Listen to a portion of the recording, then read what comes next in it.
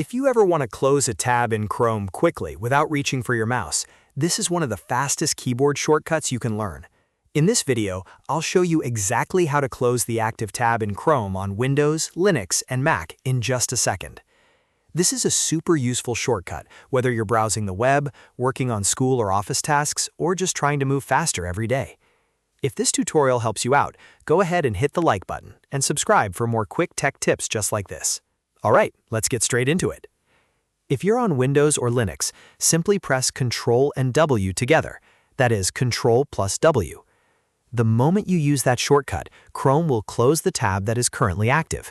So if you have several tabs open, this will close only the one you're on right now. If for some reason Ctrl plus W doesn't work on your system, you can also use Ctrl plus F4 on Windows or Linux. That does the same thing and closes the active Chrome tab instantly.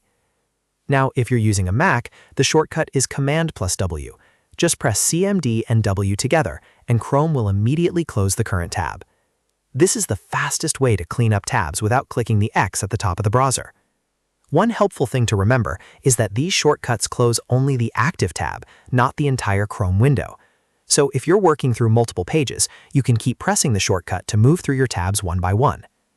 And if you ever close a tab by mistake, Chrome usually lets you reopen it with the shortcut Ctrl plus Shift plus T on Windows and Linux, or Command plus Shift plus T on Mac. So there's a nice backup if you need it.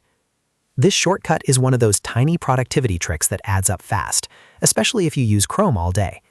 It's simple, quick, and once you memorize it, it becomes second nature. If this video helped you, don't forget to like the video, subscribe to the channel, and turn on notifications so you don't miss the next shortcut guide. Thanks for watching, and I'll see you in the next one.